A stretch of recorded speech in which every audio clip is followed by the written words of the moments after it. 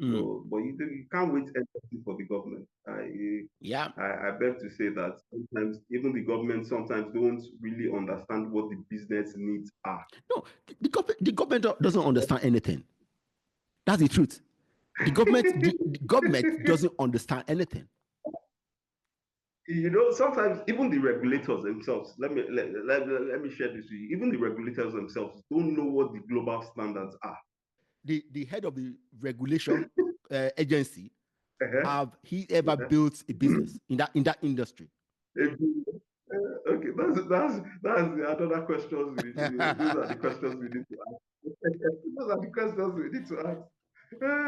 You see, Those are the questions we need to ask. But yeah, I believe that there should be some sort of even when you are appointing people to such level of competence, you need them to have the skill and to be able to operate at that level, because you don't want to over-regulate a sector.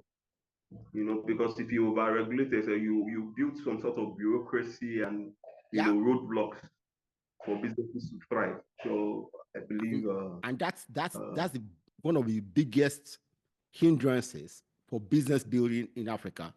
We are over-regulated, and that's because people who work in the regulation in sector, right, have not built a business before, okay?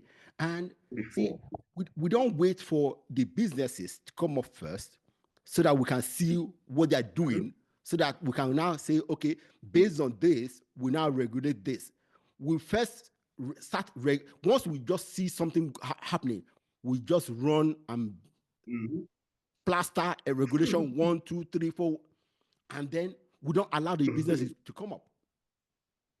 See, regulations should come after the businesses have started running, and then we see the government sees something going on and say, no, this should not happen. Okay, yes, but exactly. we start making laws to regulate something that haven't even started Yet, and they don't understand what the needs, the business needs of that environment is. Yeah. So we kill the business from scratch. From the scratch. So sometimes it could be a barrier to entry for some businesses.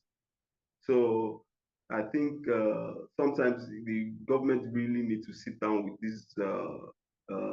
with the business people and understand what their needs are, because the regulation, and you find out that even in Africa itself, it's a bit of a challenge, and because of the fragmentation between countries, you find out that African countries themselves can't do a lot of trading with each other. Find out that if I operate in a particular place, I cannot have a business person somewhere else, like the EU. If I have a company in Brussels, I could easily do a lot of business in France, Germany, and the rest of the EU countries. But in Africa, you find out that the regulation in a particular country is different from this one in the one in another country. So it's a sort of fragmentation that keeps businesses small. So if I could trade from Owe to Lome, I could trade, I could trade easily.